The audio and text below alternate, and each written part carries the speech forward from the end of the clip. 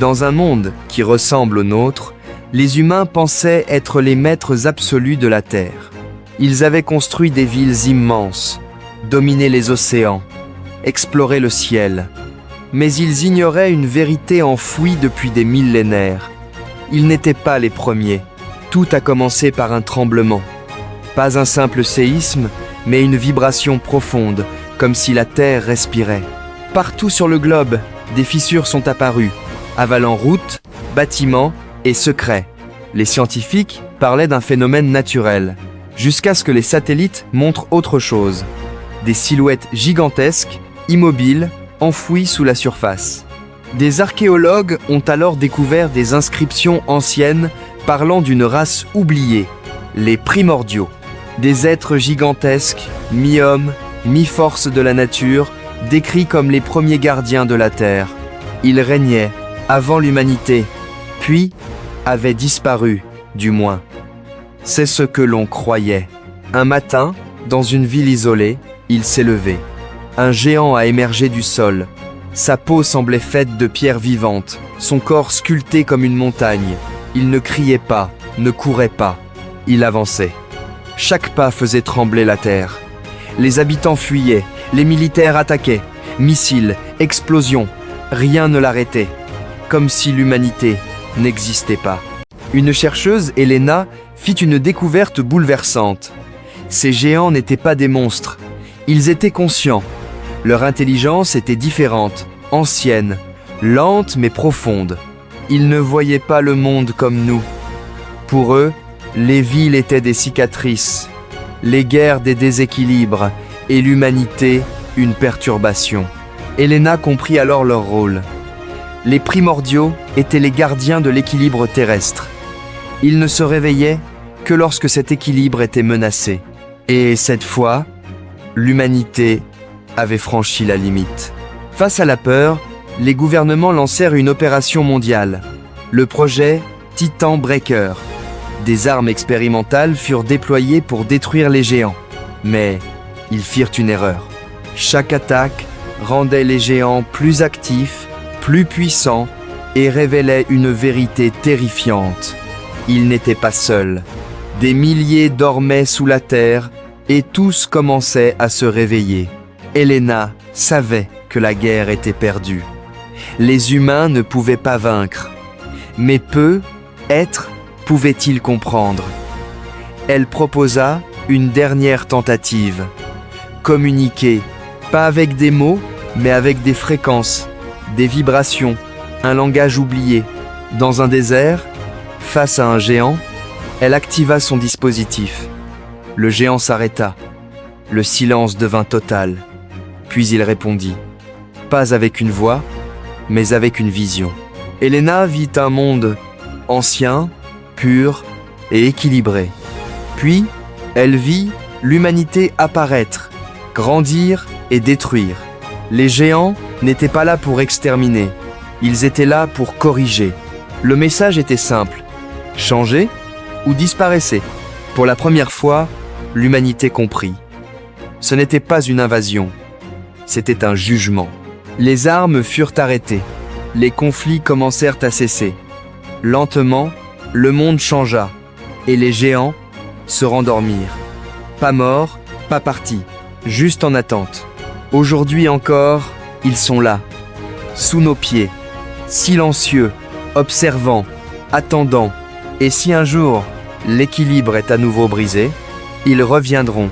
Les plus anciens récits de l'humanité décrivent un monde si étrange qu'il semble impossible.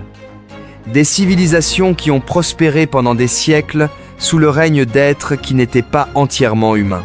Des textes anciens, écrits avec une précision mathématique, décrivent une époque avant que le ciel ne s'ouvre. La Genèse retrace 1600 ans d'histoire humaine, entre Éden et le déluge, avec des noms et des âges exacts. 16 siècles durant lesquels des hommes violents ont vécu, certains pendant 800 ans, sans mourir ni perdre leur puissance. La réponse se trouve dans ces textes, et ce qu'ils révèlent est plus troublant que n'importe quelle légende. La première mort de l'histoire humaine n'était pas une maladie. Ce n'était pas un accident. C'était un meurtre. Genèse 4 contre 8 raconte que Caïn s'est levé contre son frère Abel et l'a tué. La première invention de l'humanité après la chute n'était ni un outil, ni une ville. C'était la violence. Dieu a confronté Caïn et lui a donné l'occasion d'avouer son crime. Mais Caïn ne s'est pas repenti. Il n'a montré aucun remords. Au contraire, il s'est plaint de sa punition, comme s'il était la victime. Puis il a fait quelque chose qui allait marquer les 16 siècles suivants. Il a quitté la présence de Dieu et a construit la première ville de l'histoire humaine. Une ville fondée par un meurtrier. Une civilisation sans Dieu. Dans cette ville, une lignée est née. Une lignée qui s'est développée à une vitesse terrifiante. Ses descendants ont inventé l'élevage, la musique, les armes, la beauté et la violence sont nés dans la même famille. Le divertissement et la guerre. Puis Lamech, descendant de Caïn, a proclamé le premier poème de l'histoire. Mais ce n'était pas un chant, c'était un chant de meurtre. Il se vantait d'avoir tué et d'être plus violent que ses ancêtres. Pendant ce temps, une autre lignée existait, la lignée de Seth. Deux chemins opposés, vivant sur la même terre. La lignée de Seth a produit Enoch, un homme qui a marché avec Dieu et n'a jamais connu la mort. Elle a aussi produit Mathusalem, l'homme ayant vécu le plus longtemps. Puis Noé. Mais imagine maintenant ceci, des hommes violents vivant 500, 600, 700 ans, des tyrans immortels, sans mort pour les arrêter. Un seul homme pouvant dominer une région pendant des siècles. Le mal sans limite. C'était le monde avant le déluge. Et il allait empirer. Quelque chose est entré dans le monde humain. Quelque chose qui n'aurait jamais dû exister. Les fils de Dieu ont pris des femmes humaines.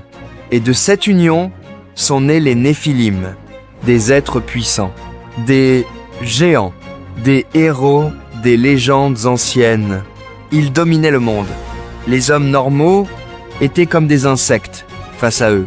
Mais ce n'était pas un accident. C'était une stratégie. Une attaque contre l'humanité elle-même. Car Dieu avait promis qu'un sauveur naîtrait de la lignée humaine. Et cette corruption visait à empêcher cela. Puis Dieu a vu la situation. Et il a déclaré « La méchanceté de l'homme est totale. Chaque pensée, chaque intention était mauvaise. La terre était remplie de violence. Alors Dieu a ressenti quelque chose d'unique, du regret, pas de la colère, mais de la tristesse. Mais, au milieu de ce chaos, un homme a trouvé grâce. Noé, un homme juste, pur dans sa génération. Dieu lui a donné une mission impossible, construire une arche dans un monde qui n'avait jamais vu la pluie. Pendant des dizaines d'années, Noé a construit et personne ne l'a cru, pas un seul converti. Puis Dieu a donné un avertissement final. 7 jours. Les animaux sont venus d'eux-mêmes. Le monde regardait sans comprendre.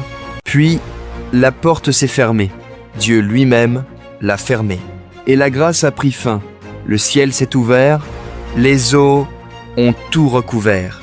Montagnes, villes, civilisation, tout a disparu. Seul Noé et sa famille ont survécu. Après le déluge, la vie a recommencé. Mais le mal n'avait pas disparu, car le problème n'était pas le monde, mais le cœur humain. Des siècles plus tard, Jésus dira « Comme au jour de Noé, ainsi sera la fin. » Les gens vivaient normalement, sans se préparer. Et c'est cela, le vrai danger, être inattentif. Aujourd'hui encore, la porte est ouverte, mais elle ne le restera pas éternellement. Conclusion, dans les temps les plus sombres, une seule famille a été sauvée.